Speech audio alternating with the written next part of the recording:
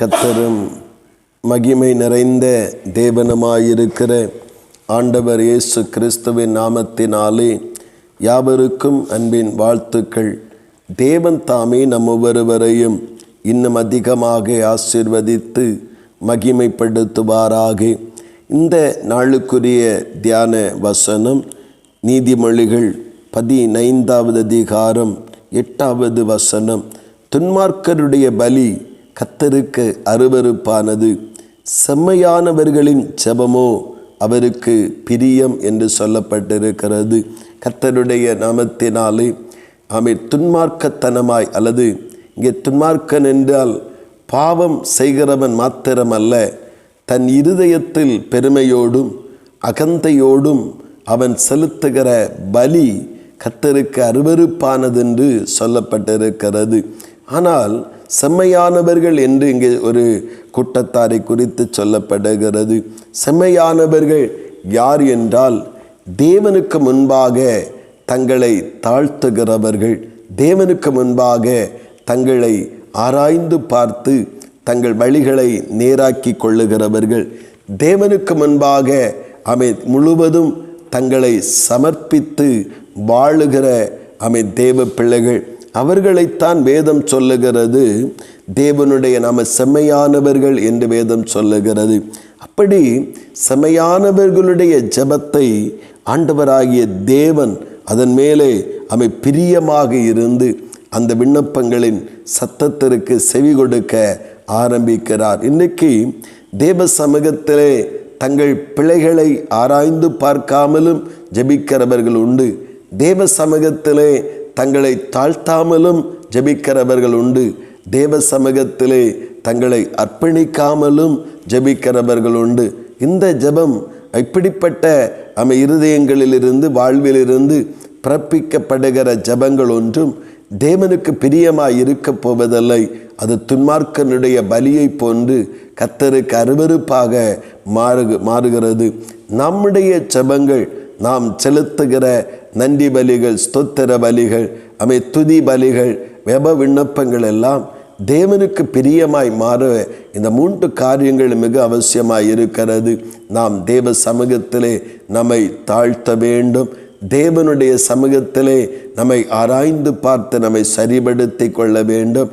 தேவ சமூகத்திலே முழுவதுமாய் நம்மை அர்ப்பணிக்கிறவர்களாய் இருக்க வேண்டும். இதுதான் செம்மையானவர்களுடைய ஒரு பாதையாக இருக்கிறது.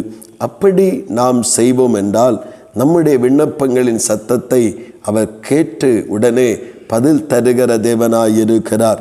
கர்த்தருடைய நாமத்தினாலே இன்றைக்கு அநேக ஜெபங்கள் நம்முடைய வாழ்விலே கேட்கப்படாமலும் தேவனால் பதில் செய்யப்படாமலும் இருக்க காரணம், இப்படிப்பட்ட துன்மார்க்கரை போன்ற பலி செலுத்துகிறதுனாலே நம்முடைய ஜெபங்களும் ஆராதனைகளும் பல நேரங்களிலே அங்கீகரிக்கப்படுவதில்லை.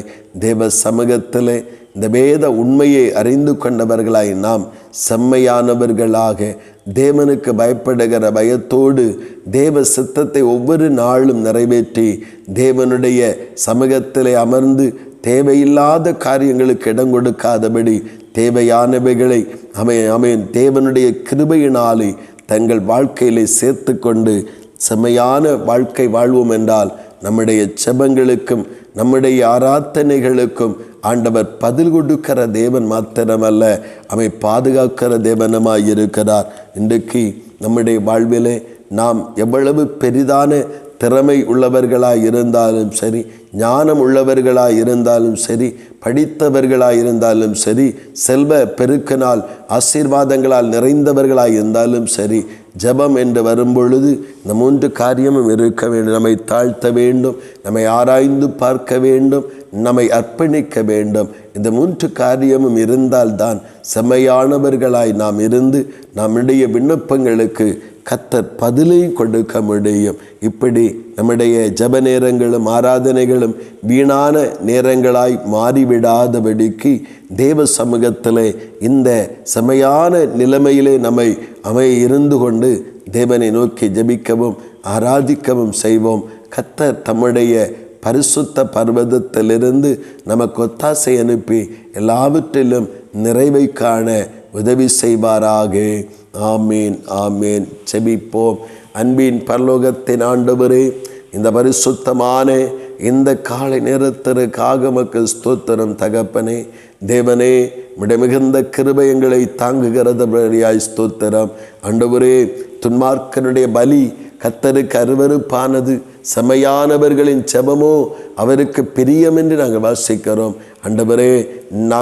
ஆண்டவரே தேவனை அறிந்தவர்கள் துன்மார்க்கர் செலுத்துகிற பலியைப் போல செலுத்தி ஆண்டவரே தேவ நன்மைகளை காணாமல் போகிறவர்களாக இராதபடிக்கு தகப்பனே, செமையான இருதயத்தோடும் ஆண்டவர் அர்ப்பணமுள்ள வாழ்க்கையோடும் கர்த்தரை நோக்கி ஜெபிக்கவும் துதிக்கவும் ஆராதிக்கவும் கர்த்தர் எங்களுக்கு உதவி செய்யும். கர்த்தர் எங்கள் விண்ணப்பத்தின் சத்தத்தை கேட்டு எல்லா நெருக்கத்திலிருந்து விடுவிக்க ஆண்டவர் தான் பாராட்டின கிருபைகளுக்காக ஸ்தோத்திரம். ஆண்டவர் பெரிய காரியங்களை தொடர்ந்து செய்யும். இயேசு கிறிஸ்துவின் மூலம் ஜெபிக்கிறோம் ஜீவனுள்ள நல்ல பிதாவே. ஆமீன் ஆமீன்.